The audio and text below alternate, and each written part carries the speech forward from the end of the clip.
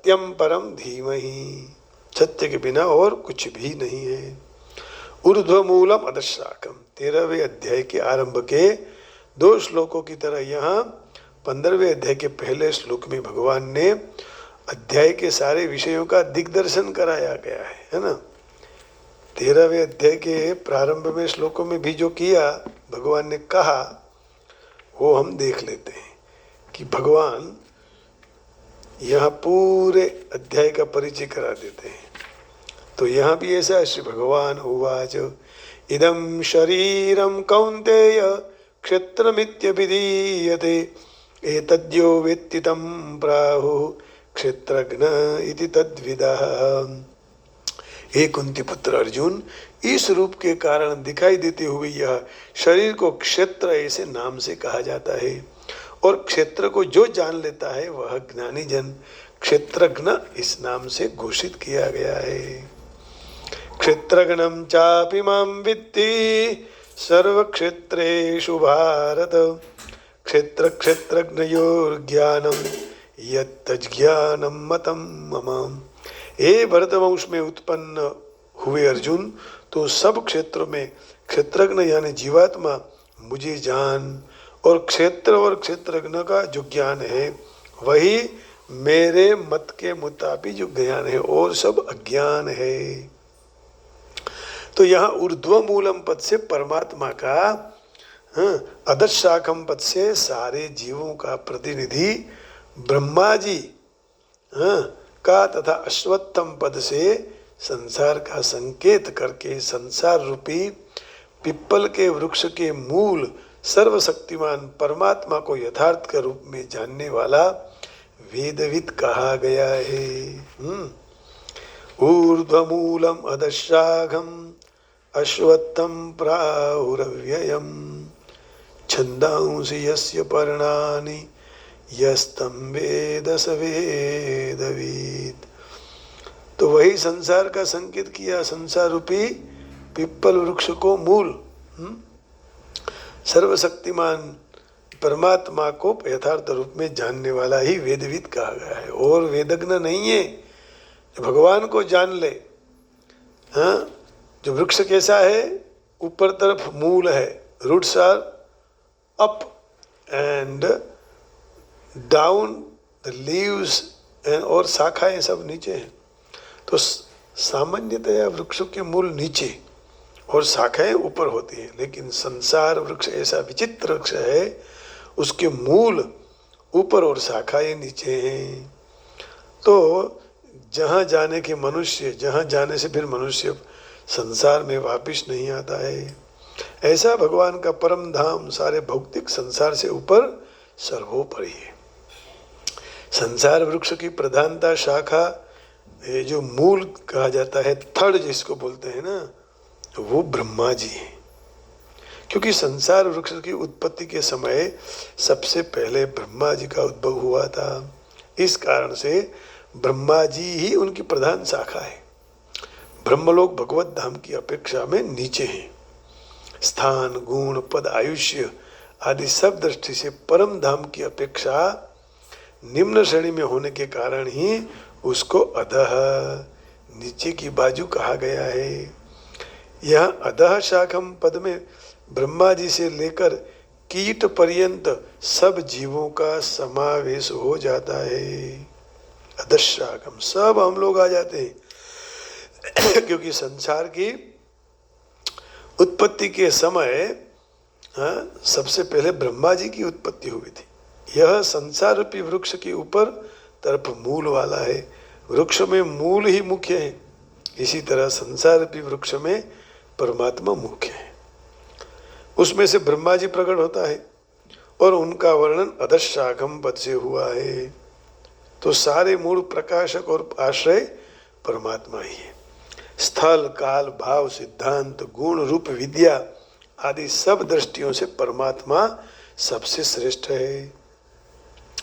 इनसे ऊपर अथवा श्रेष्ठ की बात तो क्या कहूँ, उनके समान दूसरा कोई भी नहीं है। न तत्समश्चाभ्यधिकश्च दृश्यते, न तत्समश्चाभ्यधिकश्च दृश्यते, उनके समान भी कोई नहीं है और उनसे अधिक भी कोई नहीं है। माने परमात्मा से बड़ा कोई नहीं और उनके समान दूसरा कोई दिखाई नहीं देता है। बहुत अच्छी बात की। वही एक है, लेकिन उसको अलग अलग रूप से पंडित लोग गाते हैं। एकम सद्विप्रा बहुधा वदन्ति। गीता जी के 11वें अध्याय के 43वें श्लोक में भी भगवान यही कह रहे हैं। 11वें अध्याय के 43वें, माने उससे कोई बड़ा नहीं है, उसका समान कोई भी नहीं है। पितासि लोकस्य चराचरस्य त्वमस्य पूज्यश्च गुरुर्गरीयान् न त्वत्समोऽस्त्यभ्यधिकः कुतोऽन्यो लोकत्रयेऽप्यप्रतिमप्रभाव। पितासि लोकस्य चराचरस्य त्वमस्य पूज्यश्च गुरुर्गरीयान् न त्वत्समोऽस्त्यभ्यधिकः कुतोऽन्यो लोकत्रयेऽप्यप्रतिमप्रभाव। आप ही चराचर जगत के पिता हैं, आप पूजनीय हैं और आप ही गुरुओं के महान गुरु हैं। ये अनंत प्रभावशाली भगवान, तीनों लोक में आपके समान दूसरा कोई नहीं है। फिर आपसे बड़ा तो कौन हो सकता है? चढ़िया था। भगवान ने समान कोई नहीं तो પછી भगवान थी चढ़िया तो कोई हो ही सके? कोई भी नहीं है। तो संसार वृक्ष के मूल सर्वोपरि परमात्मा है, लेकिन कलयुग में बहुत भगवान निकल चुके हैं। क्या करेंगे? कौन उनको रोकेगा? तो जिस तरह मूल वृक्ष का आधार होता है, उसी तरह परमात्मा सारे जगत का आधार है। इसलिए भगवान को ऊर्ध्वमूल कहा। ऊर्ध्वमूलम अधशाखम अश्वत्थम प्राहुरव्ययम। मूल शब्द कारण का वाचक है। संसार वृक्ष की उत्पत्ति और उसका विस्तार परमात्मा से हुआ है। यही परमात्मा नित्य अनंत और सबका आधार है और सगुण रूप से होने पर नित्य धाम में निवास करता है। इसलिए ऊर्ध्व नाम से कहा गया है। सगुण रूपे सब नित्य धाम में निवास करते हैं, इसलिए ऊर्ध्व नाम से कहा गया है। यह संसार वृक्ष ही परमात्मा से उत्पन्न हुआ है, इसलिए उनके ऊपर के तरफ मूल वाला ऊर्ध्व मूल कहा गया है। એટલા માટે તેને ઉપરની બાજુએ મૂળવાળું। वृक्ष के मूल में थड़ है, शाखाएं हैं, कुपण निकली है। उसी तरह परमात्मा से सारा जगत उत्पन्न हुआ है। माने हम सब परमात्मा से उत्पन्न हुए और उन्हीं से ही विस्तृत होता है। उनमें ही स्थित रहते हैं। उनके पास से ही शक्ति मिलने की सकल जगत चेष्टा करता है। जैसे गीता में कहा है, अहम कृष्णस्य जगतः प्रभव प्रलयस्तथा प्रभव प्रलयस्थानम निदानम बीजमव्ययम्। अहम सर्वस्य प्रभवः मत्तः सर्वं प्रवर्तते। फिर यतः प्रवृत्ता प्रसुता पुर निर्माण मोह जित संग दोषा अध्यात्म नित्या विनिवृत्त काम द्वंद्वैर्विमुक्ता सुख दुख संज्ञैर् गच्छन्त्य मूढ़ पदमव्ययम् तत् यतः प्रवृत्ति प्रसुता पुराणी।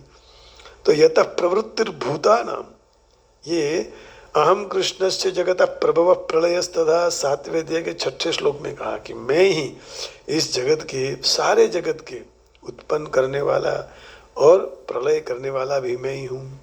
प्रभव प्रलय स्थानम निधानम बीजमव्ययम्। तो उत्पत्ति का स्थान, प्रलय का स्थान, पोषण का स्थान, बीज मैं हूँ, अव्ययम्। अहम सर्वस्य प्रभवः मत्तः सर्वं प्रवर्तते। मैं ही सबका बीज रूप में हूँ, मेरा ही प्रभाव है, मुझसे ही सारा विस्तार होता है। यतः प्रवृत्ति प्रसुता पुराणी, जिनकी प्रवृत्ति से तो ये सारा विस्तृत हुआ है। यतः प्रवृत्तिर्भूतानां, और इसी से ही भूतों की प्रवृत्ति होती है, माने भगवान की शक्ति से ही तो सब चलता है, तो उसमें स्थित रहता है। ऐसे सर्वोपरि परमात्मा का शरण लेने से मनुष्य हमेशा के लिए कृतार्थ हो जाता है। शरण लेने की बात आगे श्लोक में बताई गई है। तमेव चाद्यम पुरुषम प्रपद्ये। तमेव चाद्यम पुरुषम प्रपद्ये ततः पदं तत्परिमार्गितव्यं यस्मिन् गता न निवर्तन्ति भूयः तमेव चाद्यं पुरुषं प्रपद्ये यतः प्रवृत्ति प्रसृता पुराणी। तो सब भगवान से उत्पन्न हुआ है।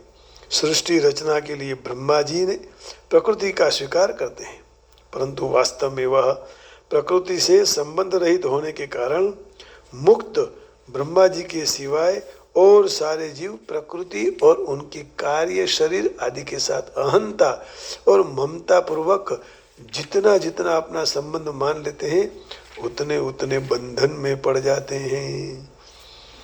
तो बारंबार पतन जन्म फिर मरण होता रहता है। इसलिए उनकी शाखाओं में नीचे की तरफ विस्तृत है। सात्विक राजस तामस तीन गतियों अधः शाखम की अंतर्गत है। गीता जी में 14वें अध्याय के 18वें श्लोक में भगवान कह चुके हैं। आइए उसकी भी चर्चा कर लेते हैं। 18वां श्लोक है, ऊर्ध्वं गच्छन्ति सत्त्वस्था मध्ये तिष्ठन्ति राजसः जघन्य गुणवृत्तिस्था अधो गच्छन्ति तामसः। सत्व गुण में स्थित मनुष्य स्वर्ग आदि उच्च लोक में चला जाता है। रजोगुण में स्थित मनुष्य मनुष्य लोक में जन्म लेता है और तमोगुण के कार्य निंदनीय तमोगुण की वृत्ति में स्थित तामसी मनुष्य अधोगति को प्राप्त होते हैं। तो ऊर्ध्वमूलम अब अधशाखम।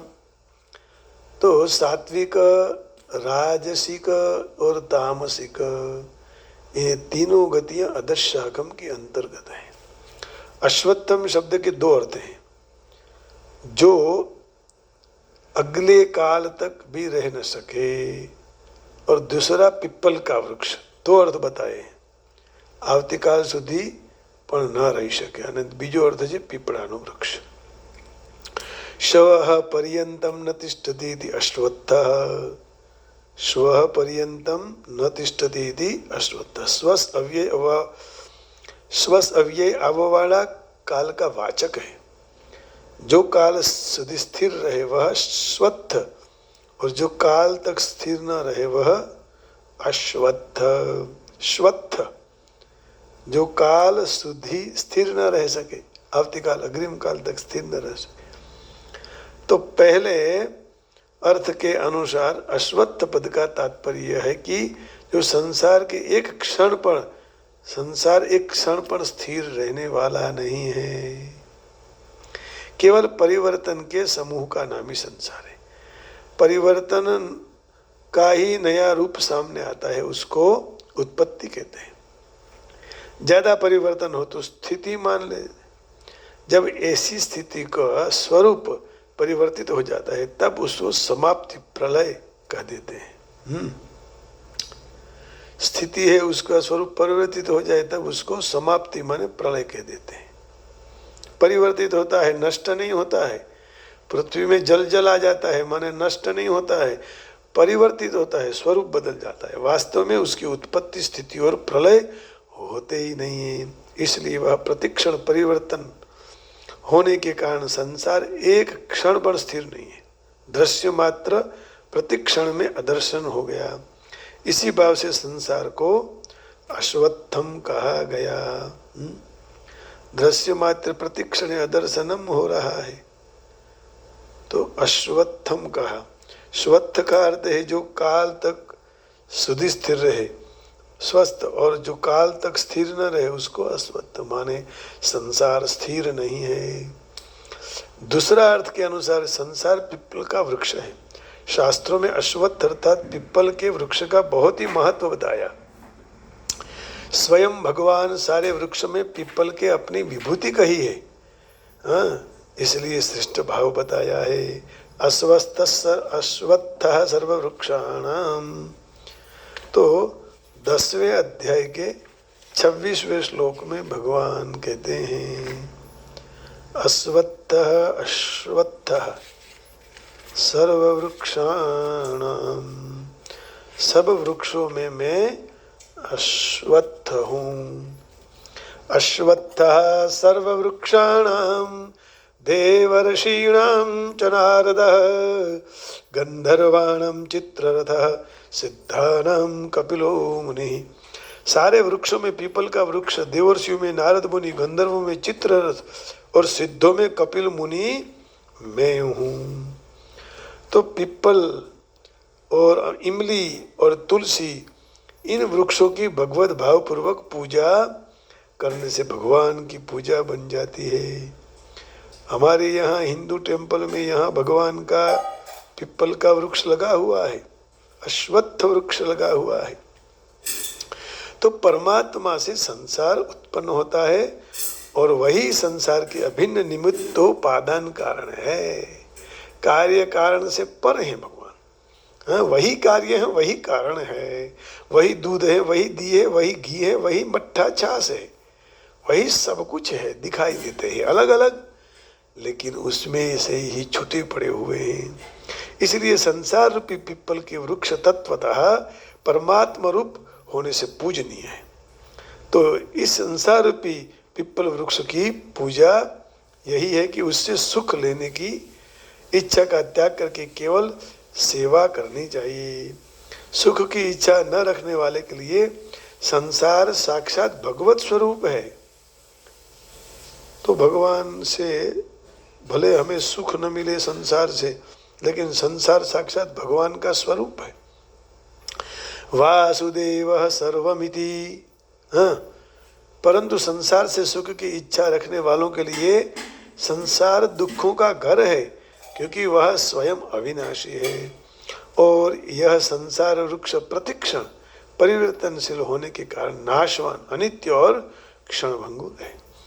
इसलिए संसार से स्वयं की कभी तृप्ति नहीं हो सकती है, परंतु मनुष्य उससे सुख की इच्छा करने के कारण बारंबार जन्म मरण पुनरपि जननम पुनरपि मरणम पुनरपि जननी जठरे शयनम यह संसारे खलु दुस्तारे कृपया पारे पाहि मुरारे भज गोविंदम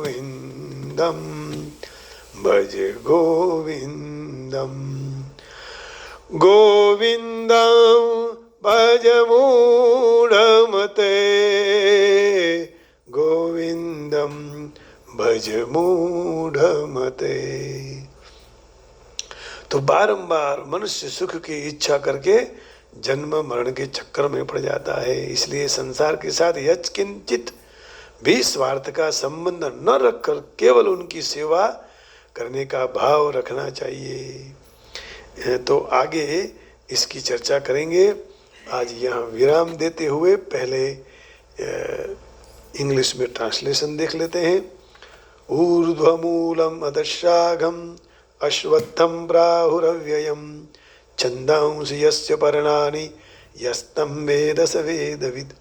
Srimad Bhagavan said, he who knows the pipal tree in the form of creation, which is said to the impressible with its roots in the primeval, being God whose branch is represented by Brahma, the creator, and whose leaves are the Vedas, is a knower of the purport of the Vedas. Purport of the Vedas. तो यही कहने का भाव है कि अधः शाखम अश्वत्थः, इसका स्पष्टीकरण किया। The supreme personality of God had said, it is said that there is an impressible banyan tree that has its roots upward and its branches down, and whose leaves are the Vedic humans. On who knows this tree is the knower of the Vedas. Upward roots and branches are down. ऐसे दिव्य वृक्ष के जो करता हरता है वही भगवान है। तो भक्ति योग के महत्व की विचारणा होने के बाद किसी को प्रश्न हो सकता है कि वेदों का आशय क्या है। तो इसी अध्याय में कहा कि कृष्ण को जानना ही वेदाध्ययन का आशय है। कृष्णेति परमं नाम कर्षति आकर्षति इति कृष्ण। इसी को जान भगवान कृष्ण को, कन्हैया को, फिर सब मंगल है। तो इसी अध्याय में यही बताया कि कृष्ण को जानने के लिए वेदाध्ययन का आशय है। माने जो मनुष्य कृष्ण परायण अर्थात कृष्ण की सेवा में संलग्न है वह वेदों का ज्ञाता है। भौतिक जगत के बंधन से उसकी समानता में यह अश्वत्थ वृक्ष के साथ की गई है। जो मनुष्य सकाम कर्म में फिरा हुआ है, व्यस्त है, उसके लिए वृक्ष का कोई अंत नहीं है। तो एक शाखा से दूसरी शाखा में, दूसरी शाखा से तीसरी शाखा में भटकता रहता है। तो भौतिक जगत रूपी वृक्ष का कोई अंत नहीं है। तो इस वृक्ष के प्रति आसक्त रहने वाला मनुष्य की मुक्ति की कोई शक्यता नहीं। आत्मोन्नति के साधन और वेद मंत्र के वृक्ष के पत्ते हैं और वृक्ष के मूल की ओर तरफ बढ़ते हैं, क्योंकि उनकी शुरुआत ब्रह्मांड के सर्वोच्च ब्रह्मलोक से होती है। जो कोई भी मनुष्य मोह रूपी अविनाशी वृक्ष को जान ले तो उसमें से वह बाहर निकल जाता है। समय हो चुका है बहुत, यही भगवान के सत्संग को विराम देते हैं। इसी अध्याय का प्रथम भाग आज पूरा करते हैं, दूसरे भाग में कल प्रवेश करेंगे। आइए भगवान का संकीर्तन करते हैं। राधे राधे राधे गोपाल कृष्ण राधे, राधे राधे राधे गोपाल कृष्ण राधे, राधे राधे राधे गोपाल कृष्ण राधे, राधे राधे राधे गोपाल कृष्ण राधे, राधे राधे गोपाल कृष्ण राधे, राधे राधे राधे गोपाल कृष्ण राधे, राधे राधे गोपाल कृष्ण राधे, राधे राधे गोपाल कृष्ण राधे, राधे राधे गोपाल कृष्ण राधे, गोपाल कृष्ण राधे, गोपाल कृष्ण राधे, राधे राधे राधे गोपाल कृष्ण राधे। हरि बोल हरि हरि बोल, मुकुंद माधव हरि हरि बोल, हरि बोल हरि हरि बोल, मुकुंद माधव हरि हरि बोल। जय श्री कृष्ण, राधे राधे। आप सबके हृदय में बैठे हुए परमात्मा को प्रणाम करके वाणी को विराम देता हूँ। ओम नमो नारायणाय। जय योगेश्वर। बरसाने वाली की जय, राधा वर कृष्ण चंद्र भगवान की जय। ओम नमः शिवाय। जय योगेश्वर।